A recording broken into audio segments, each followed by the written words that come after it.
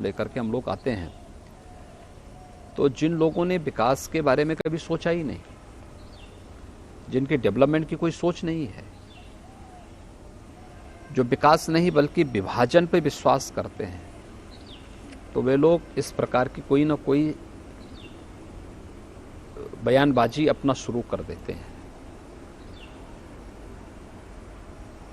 उत्तर प्रदेश के अंदर global investor summit एक बड़ा आयोजन है और इसके साथ ही G20 का समिट, यह उत्तर प्रदेश के लिए भी और देश के लिए भी एक अवसर है जब वैश्विक मंच पर हम लोग अपनी छवि को अपने सामर्थ्य को प्रस्तुत करने का एक अवसर हमें प्राप्त होगा। तो विकास और इस प्रकार के अवसर से ध्यान हटाने के लिए यह इस प्रकार की बयानबाजी है, इसके पीछे कोई अन्य हेतु नहीं है।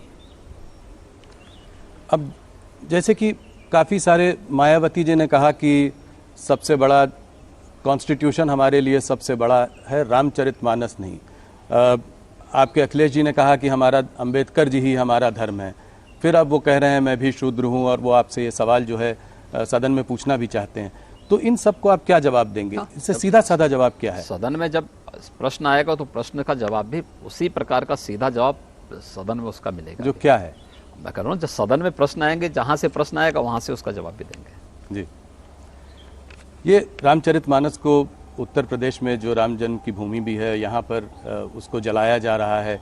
इसको आप कैसे देखते हैं? क्या आप इस पर कड़ी कार्रवाई करेंगे? क्या कार्रवाई करेंगे? कार्रवाई हो चुकी है जी। और रामचरितमानस एक पवित्र ग्रंथ है, समाज को जोड़ने वाला ग्रंथ है और रामचरितमानस के प्रति सनातन आस्था जी उत्तर भारत के हर घर में सुंदरकांड के पाठ होते हैं किसी भी मांगलिक कार्यक्रम के अवसर पर। हमें ये नहीं भूलना चाहिए, हर सनातन धर्मावलंबी सुंदरकांड का पाठ कराता है। दूसरा, अक्टूबर से लेकर के सितंबर के अंत से लेकर के और दिसंबर के प्रारंभ तक उत्तर भारत के हर गांव में रामलीलाओं के मंचन होते हैं। रामलीलाओं का मंचन की शुरुआत भी संत तुलसीदास जी ने की थी। रामलीलाएं पूरे गांवों को जोड़ती हैं और जिन लोगों को रामचरितमानस के इस भाव के बारे में जानकारी होती ना, वे लोग इस प्रकार के प्रश्न नहीं उठाते। आखिर उसी रामचरितमानस में निषाद राज का भी चित्रण है और उसी रामचरितमानस में सबरी का भी चित्रण है जी। तो बुद्धि का फेर है। पर राजनीति में बैकवर्ड वोट्स को गैल्वेनाइज करने का एक ये तरीका भी हो सकता है। देखिए, उत्तर प्रदेश की जनता बहुत विभाजन झेल चुकी है और विभाजन के कारण पहचान का संकट भी देख चुकी है। उत्तर प्रदेश की जनता अब बार बार विभाजनकारी ताकतों को ठुकराई है। 14 में ठुकराया, 17 में ठुकराया, 19 में ठुकराया और 22 में भी जवाब दे चुकी है जी। इसलिए अब कोई गुंजाइश नहीं बची है। वो लोग कितना भी माथापच्ची कर लें, उसके लिए कोई गुंजाइश नहीं बची है। आपने तमाम चुनाव की बात की तो 2014 में 71 सीट लेकर बीजेपी यहाँ आई थी, 2019 में 63 सीट, 2024 में आप कितनी सीट देखते हैं? देखिए, 2024 में भारतीय जनता पार्टी 2019 से ज़्यादा सीटें यहाँ पाएगी और बेहतर परिणाम देगी। 2014 की 71 सीट का रिकॉर्ड ब्रेक कर सकती है? मैंने कहा ना, बेहतर परिणाम हम यूपी से देंगे। तो ये कैसे आपको लगता है? मान लीजिए कि सारी पार्टियां साथ एकजुट हो जाएं और एक ही कैंडिडेट आपके खिलाफ खड़ा करें तो क्या होगा? ये 19 में हो चुका है, ऐसा है नहीं कि कोई नया हो रहा है। 19 में सब हो चुका है, ये सारा प्रयोग हो चुके हैं यूपी में। एक कास्ट सेंसस की डिमांड आई है जो कि काफी प्रदेश देख भी रहे हैं, बिहार में काम शुरू भी हो गया है। यहाँ पे उत्तर प्रदेश में अभी तक कुछ इस पर वो नहीं हुई। आप इसको कैसे देखते हैं? क्या करेंगे? ये सेंसस की कार्रवाई राज्य सरकार नहीं कराती, भारत जनगणना आयोग कराता है और जो भी उनकी अपनी गाइडलाइन होगी, जो भी उनके कार्यक्रम होंगे, राज्य सरकार उसके अनुसार चलेगी और राज्य सरकार उसी आधार पर अपने कार्यक्रम का। पर क्या आप उसके सपोर्ट में हैं? मैंने कहा ना, जो भी भारत सरकार तय करेगी और जनगणना आयोग तय करेगा, हम उसके साथ में हैं। आपके डिप्टी सीएम केशव मौर्य ने कहा है कि वो इसका समर्थन करते हैं, इस वजह से ही पूछा। किस संदर्भ में मैंने मेरी इस संबंध पर चर्चा नहीं हो पाई। आने वाले समय में कुछ इम्पोर्टेंट राज्य के चुनाव आने वाले हैं और मैं ये सवाल आपसे इसलिए पूछ रहा हूं क्योंकि आप स्टार कैंपेनर हैं, आप अलग अलग प्रदेशों में जाते हैं भारतीय जनता पार्टी के लिए कैंपेन करने। तो आप कर्नाटका में, मध्य प्रदेश में, राजस्थान में और छत्तीसगढ़ में जो चार बड़े प्रदेशों में जो चुनाव हो रहा है, इसमें आप भारतीय जनता पार्टी के प्रोस्पेक्ट्स को कैसे देखते हैं? देखिए, भारतीय जनता पार्टी की जहां भी सरकारें हैं, उन्होंने बहुत अच्छा प्रदर्शन किया है। बिना भेदभाव के योजनाओं का लाभ समाज के हर तबके तक पहुंचाया है। दूसरा, भारतीय जनता पार्टी का मतलब डबल इंजन की सरकार। तब शासन की गति मीटर गेज की नहीं होती, बुलेट ट्रेन की होती है। और यह भारतीय जनता पार्टी शासित राज्यों में देखने को मिलता है। वहां विकास के कार्य हों, वहां पर लोक कल्याणकारी योजनाओं को जमीनी धरातल पर उतारने का हो या गरीब कल्याणकारी योजनाओं का लाभ हो, समाज के प्रत्येक तबके को बिना भेदभाव के प्राप्त हो रही हैं और ये चीज़ें हमें बहुत अच्छे ढंग से वहाँ देखने को मिलती है। कर्नाटका में थोड़ा बहुत ऑपोजिशन देखा जा रहा है कि कुछ समय से थोड़ी प्रबल है, जैसे कि कर्नाटका में भारतीय जनता पार्टी की सिचुएशन उतनी अच्छी नहीं लग रही है। राजस्थान में भी अशोक गहलोत मजबूत हैं, मध्य प्रदेश में कमलनाथ जी से कांटे की टक्कर की उम्मीद है, छत्तीसगढ़ में भूपेश बघेल जी की भी सरकार जो है काम कर रही है। तो इन सब के रहते आपको उम्मीद है कि क्या इन 4 राज्यों में भारतीय जनता पार्टी सरकार बना पाएगी? देखिए, कांग्रेस के कुशासन से देश उब चुकी है। राजस्थान हो या छत्तीसगढ़, दोनों जगह जनता में एक असुरक्षा का सा वातावरण है। डेवलपमेंट के कार्य बाधित हुए हैं। शासन की योजनाओं का लाभ ईमानदारी से समाज के प्रत्येक तबके को नहीं प्राप्त हो पा रही है। लेकिन इसके ठीक विपरीत अगर आप देखेंगे, मध्य प्रदेश हो या कर्नाटक, विकास एक स्पीड पकड़ा है। और मैंने कहा ना कि जब सेंट्रल में जिस विचारधारा की सरकार है, वही उसी पार्टी की सरकार राज्य में है, तो विकास की दर दुगनी होती है, कई गुना बढ़ती है। तो डबल इंजन की सरकार का लाभ न केवल इंफ्रास्ट्रक्चर में बल्कि विकास की हर योजना के साथ साथ लोक कल्याणकारी और गरीब कल्याणकारी योजनाओं के साथ भी जुड़ती हुई दिखाई देती है। और भारतीय जनता पार्टी शासित दोनों राज्यों में ये सब लाभ बहुत स्पष्ट रूप से देख सकते हैं। इससे जुड़ा हुआ सवाल है राहुल गांधी की भारत जोड़ो यात्रा। इस यात्रा का क्या असर पड़ा है पूरे देश में? क्या इससे राहुल जी की छवि में कोई अंतर पड़ा है? राहुल जी भारत जोड़ो की बात कर रहे हैं, उनका एक ये रहा है कि नफरत के बाजार में हमें एक मोहब्बत की दुकान खोलनी है। तो सीधा सीधा निशाना आप लोगों पर है, ये कहकर कि आप लोग नफरत फैला रहे हैं। आप इसके बारे में क्या कहें? 1947 से क्या कर रहे हैं लोग? इस देश में जाति के आधार पर, मत और मजहब के आधार पर, क्षेत्र और भाषा के आधार पर विभाजन तो कांग्रेस की ही देन है। तो जो उन्हें विरासत में मिला है वही तो देश को दे रहे हैं। उन लोगों ने तो वही किया है, तो स्वाभाविक रूप से वही काम कर रहे हैं।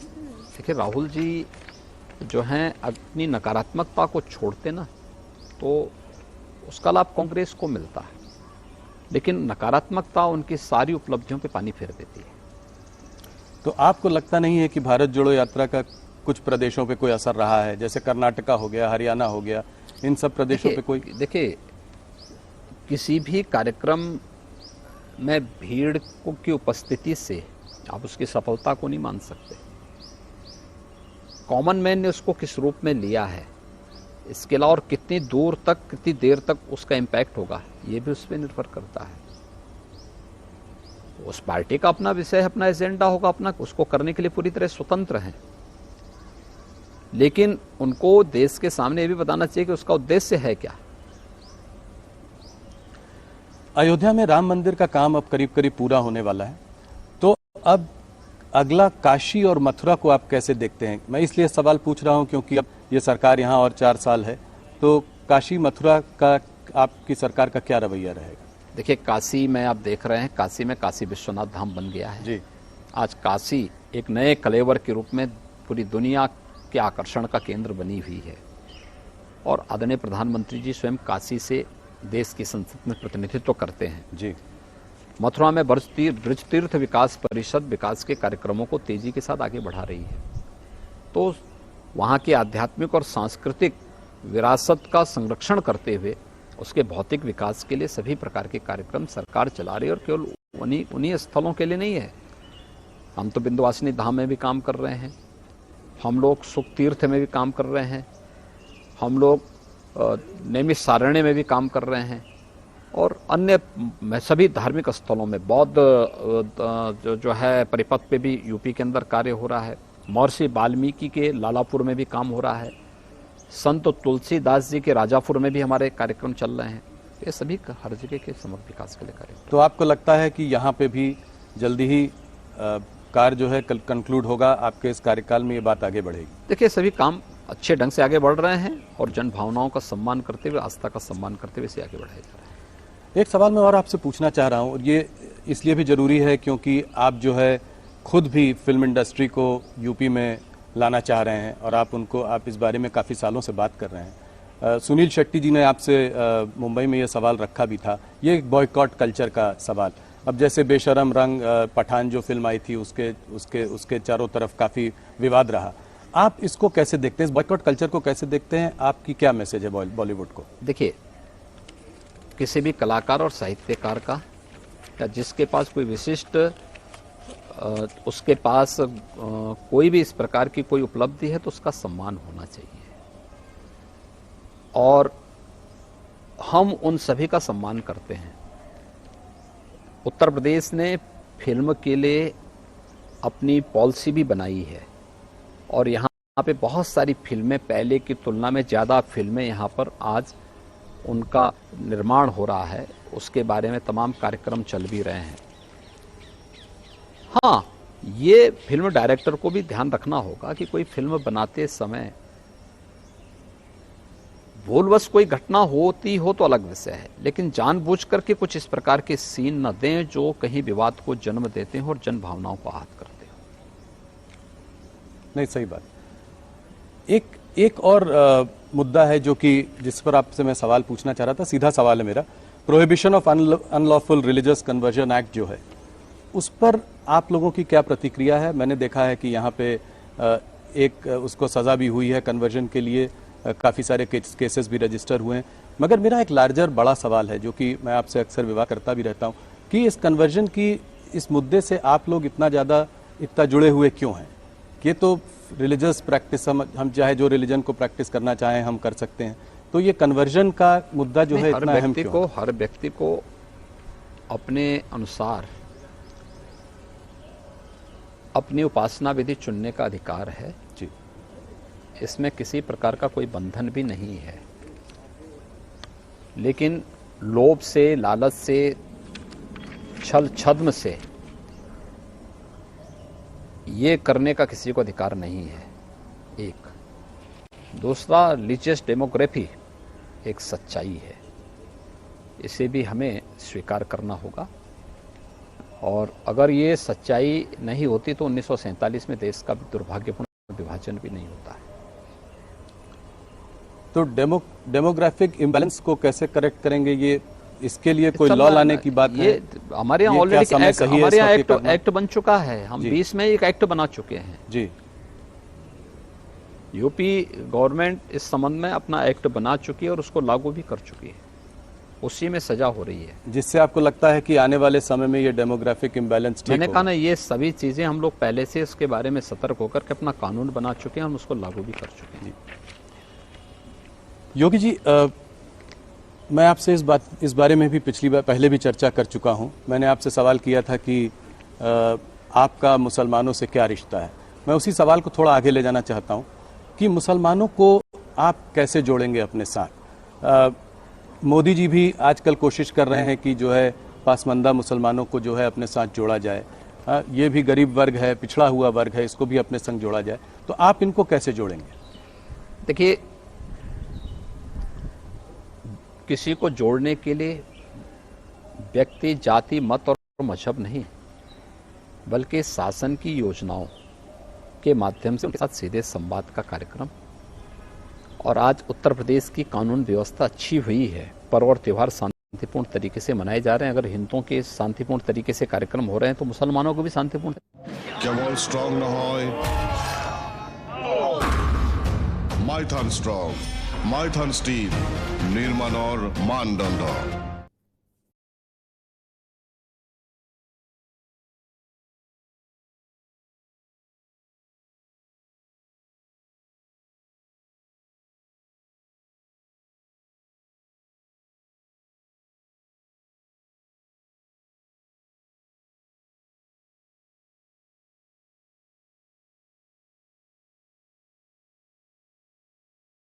जो जजेस की नियुक्ति के लिए होता है उसमें लैक ऑफ ट्रांसपेरेंसी की बात करी है, आप इसको कैसे देखते हैं?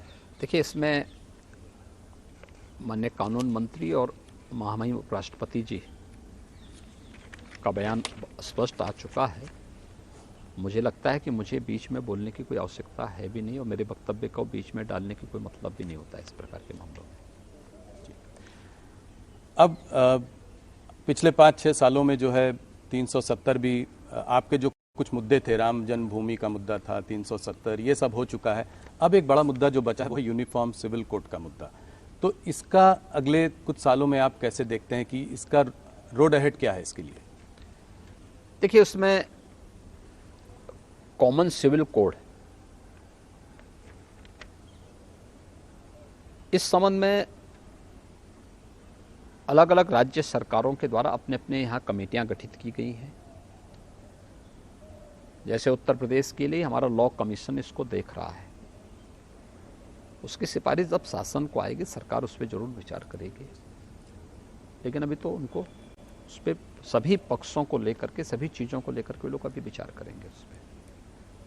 तो उसी के बाद कुछ होगा यहाँ? हाँ, जो भी निर्णय लेना होगा उसके बाद भी निर्णय करेंगे। योगी जी, आप राम जन्मभूमि आंदोलन से बहुत पहले से जुड़े हुए हैं। कुछ लोगों का मानना यह है कि इस बार मुलायम सिंह यादव जी को, स्वर्गीय मुलायम सिंह जी को जो पद्म विभूषण दिया गया, कार सेवकों पे 1990 में उन्होंने गोली चलाने के आदेश वगैरह दिए थे, तो इसको आप कैसे देखते हैं? देखिए, हर एक व्यक्ति के जीवन में उसके सकारात्मक पक्ष भी होंगे, कुछ नकारात्मक पक्ष भी होंगे। लोक सेवा में एक लंबे कालखंड तक उनके द्वारा किए गए योगदान के लिए उन्हें पद्म पुरस्कार से सम्मानित किया गया है।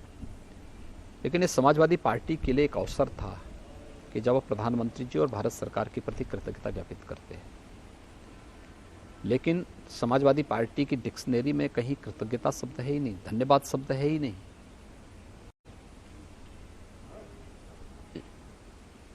और वो इस प्रकार के सम्मान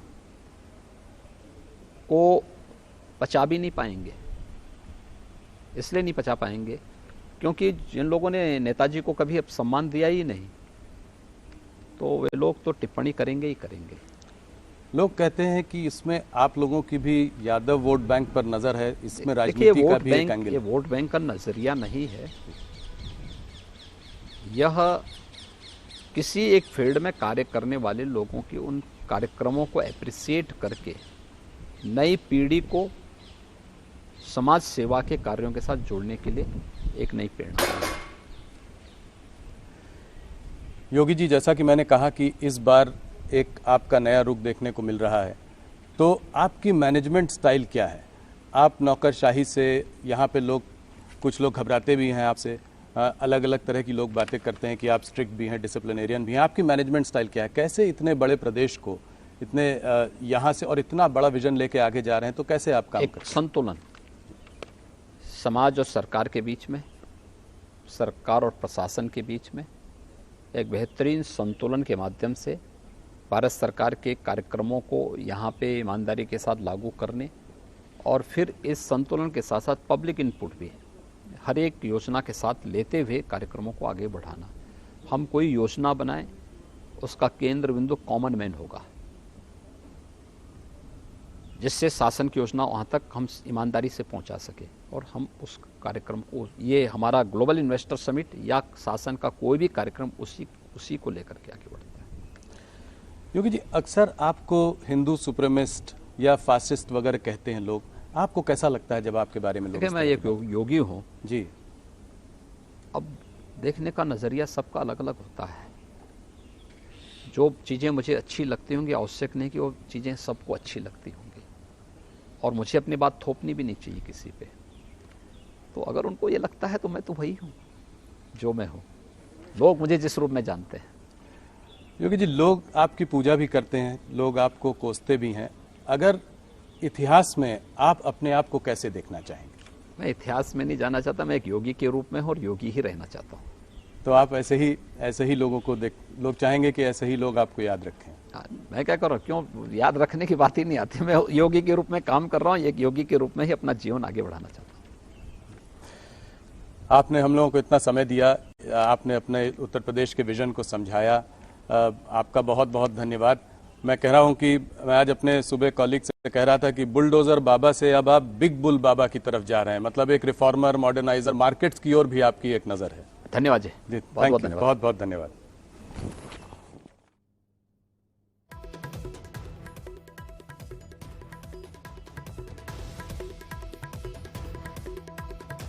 আৰু এয়া আছিল এটা এক্সক্লুচিভ সাক্ষাৎকাৰ যোগী আদিত্যনাথৰ সৈতে 2024 চনৰ নিৰ্বাচন আৰু উত্তৰ প্ৰদেশ ইম্পাক্ট। যোগী আদিত্যনাথৰ এক্সক্লুচিভ সাক্ষাৎকাৰ। উত্তৰ প্ৰদেশৰ মুখ্যমন্ত্ৰীগৰাকীয়ে বহুখিনি কথা, মাৰ্কেটৰ পৰা আৰম্ভ কৰি বহুখিনি কথা কৈ গ'ল এই সাক্ষাৎকাৰত।